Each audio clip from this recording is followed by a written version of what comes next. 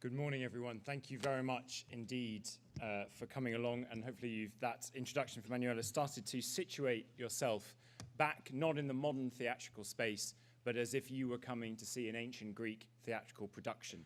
And it's my job now to sort of focus us on down to thinking about the particular play that you're going to be seeing today, The Frogs, and which no doubt some of you will have been studying and thinking about as part of your studies at school. What I want to do in this session is situate The Frogs both a little bit more spatially, kind of imagine the occasion that it was happening in, but then particularly focus it historically and put it into its immediate historical context. And then in the breakout sessions afterwards, you'll be exploring a whole range of different themes within the play itself that you can then hopefully relate back to that context a bit more. So here we have our Aristophanes and our frogs.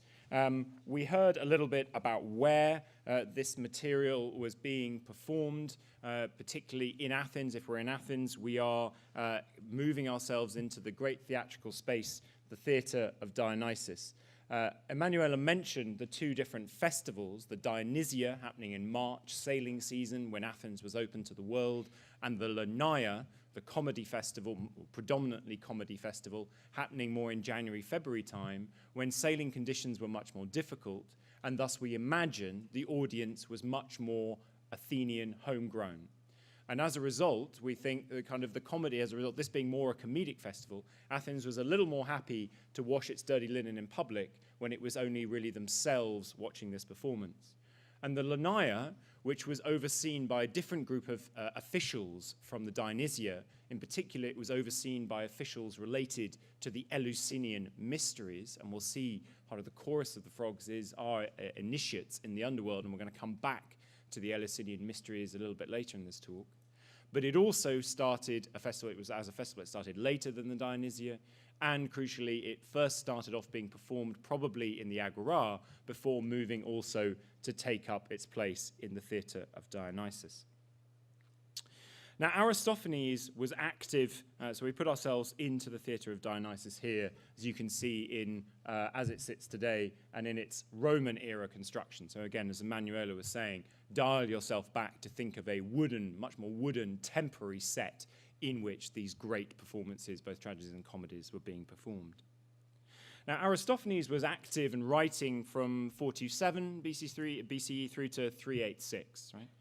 So he's writing during the time that Athens' empire is fighting through the Peloponnesian War, suffering the disaster of the Sicilian expedition, regaining its momentum at the Battle of Arginusae that we're going to come back to talk about, finally losing the Peloponnesian War, losing briefly its democracy, in fact more than once while Aristophanes was writing, reasserting that democracy in the early 4th century, and then Athens having to find its way in a much more difficult and close-knit kind of world of the 4th century. A time in which Athens was both celebrating but then fighting for its influence, its economic health, its political livelihood, its very survival. As a result, Aristophanes, I think we have to see, is writing through one of the most turbulent and most interesting periods of Athens' history. And his comedy, as a result, is always going to be a reflection of the changing moods, interests, aspirations, ideas of the people that were sitting watching it in front of him. Now, Frogs was performed at the Lanaia in 405 BC, right? And it won first place in this competition that Emanuela outlined all theatrical performance was taking place in. It won, right? People responded to it. That tells us that they felt it had really hit the mark. Indeed, it was so successful that we know from later sources that it was actually, it not only led to Aristophanes being given a civic honor, but for the performance being brought back the very next year, most probably at the Lanaia at 404. And we'll come back to that idea a little bit later on. What does comedy do, right? We said a little bit with Emanuela what tragedy is doing, kind of what does comedy do? The first thing I think is that it takes shots at everyone, kind of particularly the politicians of Athens. Right? Everyone in Athens was, or at least all men, kind of we imagine mostly a male audience watching these performances, all men, male active political citizens were supposed to be equal players in the democracy, but there were clearly key figures, key voices that rang out and people listened to on a regular basis. And those people are constantly made fun of in comedy. In fact, the Athenians had a word for it. The komodoumonoi, those who are made fun of in comedy. You weren't a really important person in Athens unless comedy was taking a swing at you. And most importantly of all, if you were going to be a successful politician, you had to sit there in the audience and take it while you were having the piss ripped out of you in front of everyone else. As it's put in Wasps, Aristophanes' Wasps, "Oh, would some god with sudden stroke convert me to a cloud of smoke? Like politicians' words I'd rise in gaseous vapors to the skies." Comedy is not kind of genre comedy we might think of today. Comedy of the ancient world is more like Mock the Weak, Have I Got News for You, Private Eye, right? Or these kind of sharp political statements about what's going on right around us right now. But it also took a swing at playwrights and even at the gods. One of the things you'll see fundamentally in the Frogs is that we are taking the mick out of all the current playwrights in Athens at the end of the 5th century and how they are simply not good enough. Dionysus will say they're small fry, I assure you, insignificant squeakers and twitterers, like a lot of swallows, a disgrace to their art. If ever they are granted a chorus, what does their offering at the shrine of tragedy amount to? One cock of the hind leg, and they've pissed themselves dry. You never hear of them again. No one is safe in comedy, certainly not any playwrights, but not, as I said, even the gods. Because Dionysus in this play that you will see today is an absolutely flawed person. For most of the play, although we argue that he's on a journey, a rebirth to becoming a better person, he is a completely useless, imbecilic fool. He tries to dress up like Heracles, and everyone laughs at him. He can't row. Right? He doesn't know how to do lots of things. Right? Not even the gods are safe in comedy. But at the same time, I think it's important to realize that comedy does not just set out to destroy, and the Frogs doesn't set out just to destroy. Right? Because this play is, at the end of the day, seeing Dionysus on a mission to reinvigorate the dramatic life of Athens, suffering from the recent loss of Euripides and Sophocles.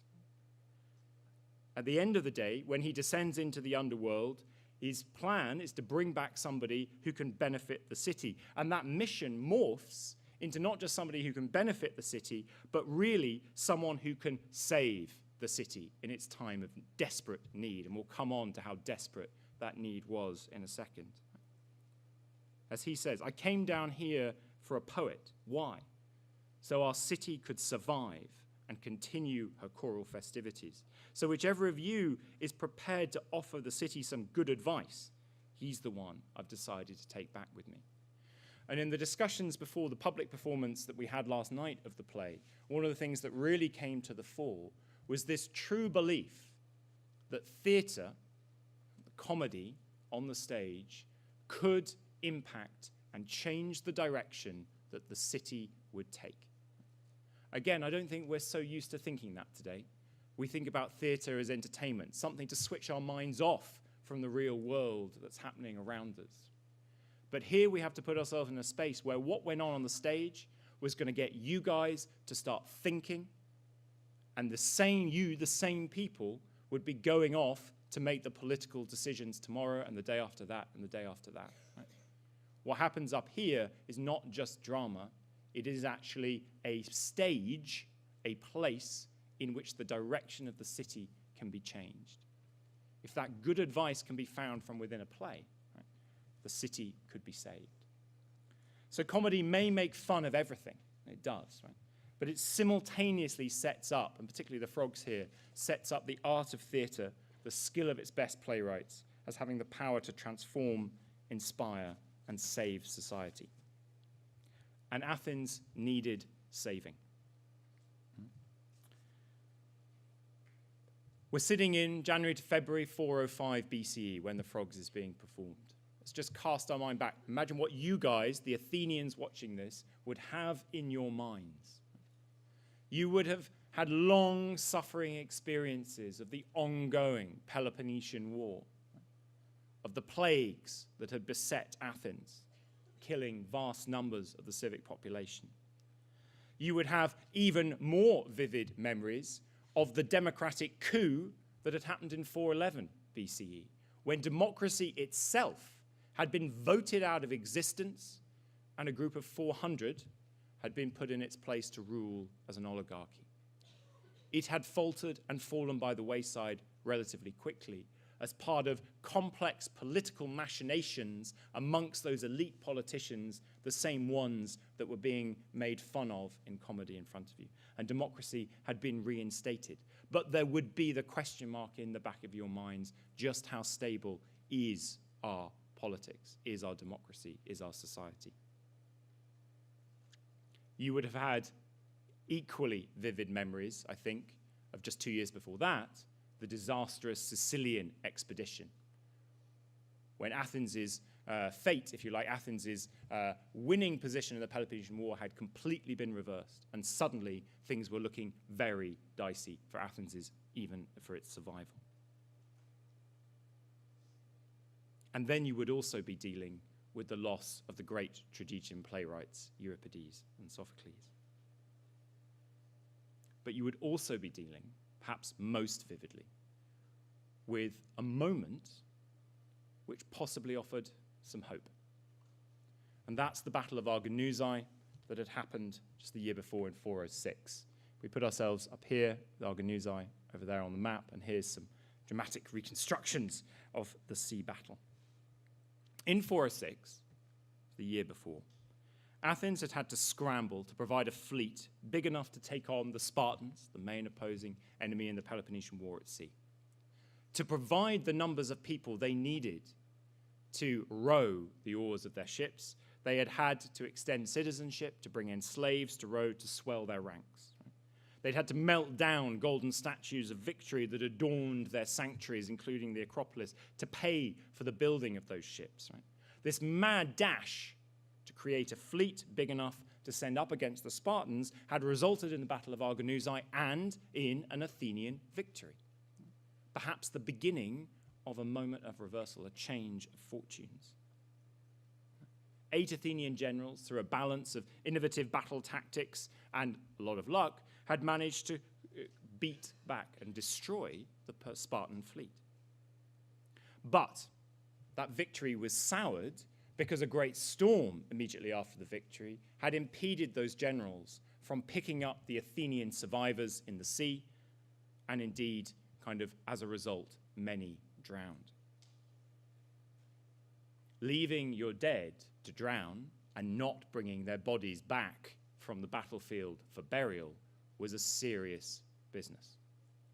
And so when those generals returned to Athens, rather than being feted for their military victory, what they found, as part of an ongoing complex political set of maneuvers, again by those key political figures that were in the audience amongst you right as you were about to watch this play in 405, those generals were tried, found guilty, some exiled, some executed by not the law courts of Athens, but the Democratic Assembly of Athens. Here we have it, the Pnyx, the place opposite the Acropolis where the Democratic Assembly met. You can see it, kind of here we are on the map over here. This was Athens' democracy acting unconstitutionally. Right? The Pnyx, the assembly, didn't have the right to pass those kinds of judgments. Democracy once again had overreached and as a result perhaps imperiled itself. What had Sparta done? Sparta had reacted to its defeat with executions of its own, its failed generals, and had asked for peace. Athens had refused, and so Sparta had turned to one of its very colourful but brilliant generals, Lysander, and brought him back into the fold to continue the offensive. So in the aftermath of this supposed victory, Athens had not only executed its recently successful generals and rejected peace, but encouraged the Spartans to reinstate a brilliant tactical commander to continue to oppose them on the battlefield. Right? The democratic system had been perverted in front of their very eyes. They were responsible for it. The people had let passions and anger overwhelm their strategic thinking. They turned a success into something of an embarrassment. And all the while, there was this increasing hostility and rivalry seething under the surface between the main political elites. And I keep saying they, but I want to imagine this has all been done by you. You are here to watch this play. You are the people who are responsible for everything that happens here in Athens. So no wonder that the Frogs in Athens in 405 talks about the need for a great playwright and the soundest advice for the city to put it back on course. Indeed, as has often been observed, right, in its infamous Parabasis, right, it gives Aristophanes lets rip with his perhaps most direct piece of political advice. But you here, should drop your anger and make everyone who fights alongside us at sea a citizen. Don't follow debased, useless men from useless fathers. You silly fools. You silly fools. It's time to change your ways. Use worthy people once again. The playwright standing on the stage with his chorus, asking you to change direction. And this play won first prize. Not only that, but as I said before, Aristophanes receives civic honors. And Athens seems to follow its advice. Right? In the autumn of 405, we see it once again extending citizenship to those who had been disenfranchised as a result of their potential involvement in the 411 coup. Right? And Aristophanes gets honored with the chance for the play to be performed again at the Lanai the year after in 404. I want to park the history for a second and just reflect a little more on something else that we see in the play, and that's the presence of the Eleusinian Mysteries. Dionysus, on his descent into the underworld, right, meets a group of Eleusinian mystery initiates who are dancing around. Now, those initiates are linked, of course, to the context of the Lanai. We said that some of the people in charge of the Lanai were also linked to being in charge of the Eleusinian Mysteries. Obviously, it makes sense because the Eleusinian Mysteries were all about the descent of Persephone down into the underworld to marry Hades, and then her return as part of the kind of agreement finally with Demeter for her to return the good seasons or return the agricultural wealth to the world. But also, I'd like you to imagine this chorus of Eleusinian initiates when you see them on the stage as being a very odd group in ancient Athenian society. Because crucially, initiates, the Eleusinian initiates, were not the same as you guys sitting in the audience. Right? That kind of mainly male, active political citizen body. Right? Actually, Eleusinian initiates, both men and women, could be Eleusinian initiates. So could Athenians and non-Athenians. So could free and slaves. This group, Eleusinian initiates, actually mirrors, if you like, the kind of group that Aristophanes is advising people to welcome into the citizen body, and which Athens had moved, before the Battle of Argonausae, to invite into and make part of the citizen body. And they were not some kind of mystery cult group that were hidden from view that I think we can kind of get the impression of when we talk about Eleusinian Mysteries. Right? These were an incredibly public group in the Athenian landscape. Each year, right, we're talking about initiates in their thousands performing a very important three-stage process of going through the Eleusinian Mysteries that happens both in Athens, in the Agora, and then you can see on this map on a very public procession from Athens, from the center to the sanctuary at Eleusis. And here we have a description, ancient vase image of the initiates themselves and the sanctuary at Eleusis that they got to. It was a public cult. It was not a secret cult. It was a very important public cult at the heart of Athenian civic life. These initiates first met as a massive public group in the Agora at the city Eleusinion. Here's the Agora again in the Roman period. So magic away a couple of buildings. Here's the Acropolis with the Parthenon up here. This is the city Eleusinion here. They meet here. but sometimes thousands of them, right? A mass grouping to hear the proclamation of the festival. They then have to go, while we don't know all the details of the Eleusinian rituals, we know they then had to go and take a pig and go down to the seashore and sacrifice it while ritually bathing in the sea. In fact, we hear in 399 BCE that one poor initiate got eaten by a shark while doing so.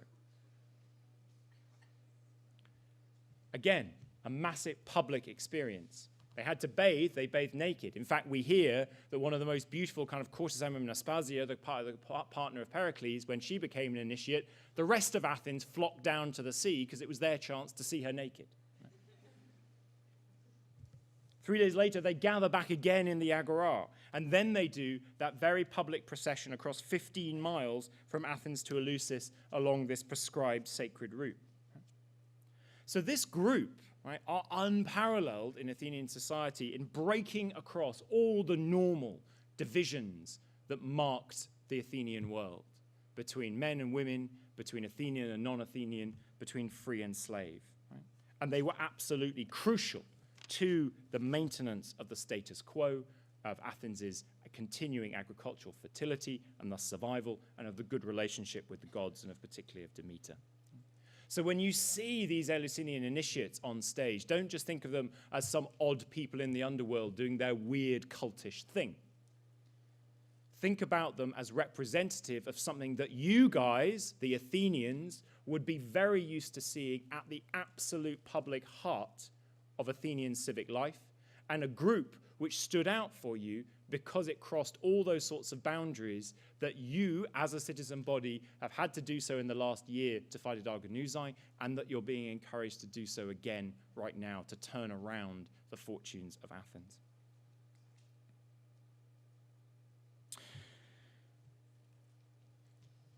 Frogs won first place in 405, in that Lanaya 405. And as we've heard, he was given honours, Aristophanes was given honours, and it was invited that the play should come back the following year. What happened in the course of that year?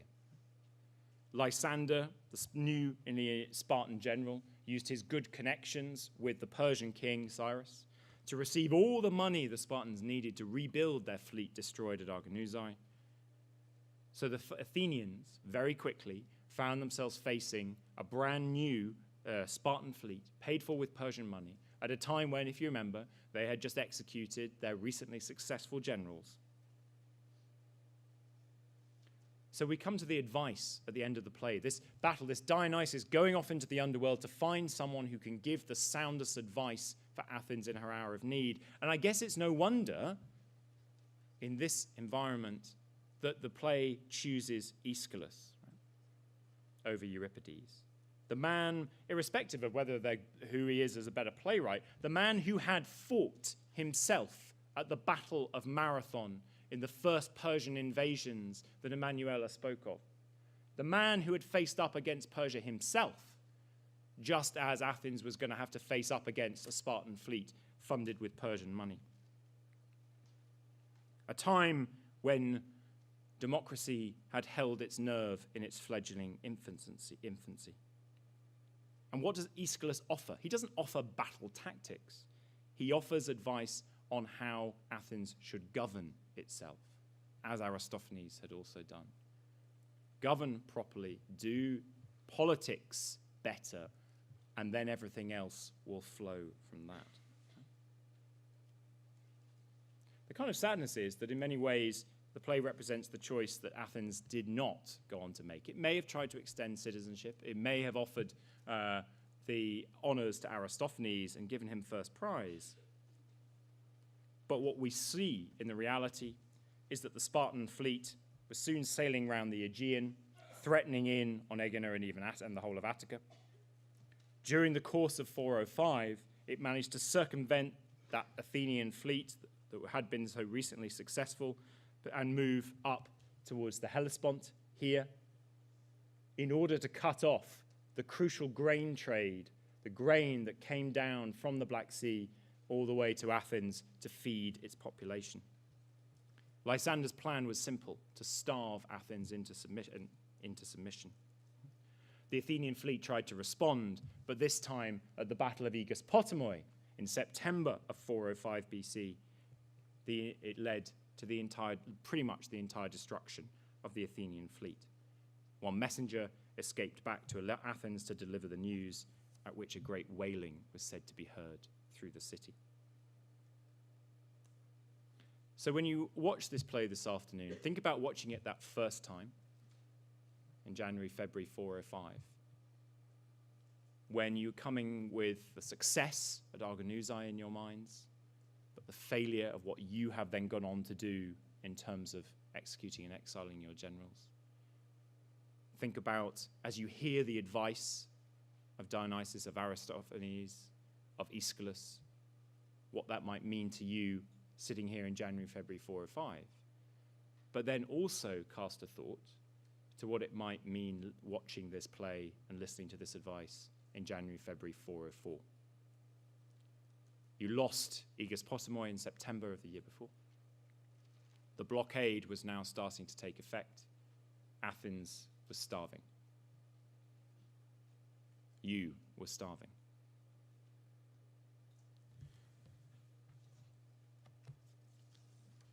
By March, you will have given in. You will surrender in the Great Peloponnesian War. No playwright will be able to save you, and the sounds of tragedy and comedy here in the theatre will be replaced by those of Spartan flute players who supposedly held the tune as people moved to smash down the city walls of Athens. Enjoy the rest of your day here. Thank you very much indeed.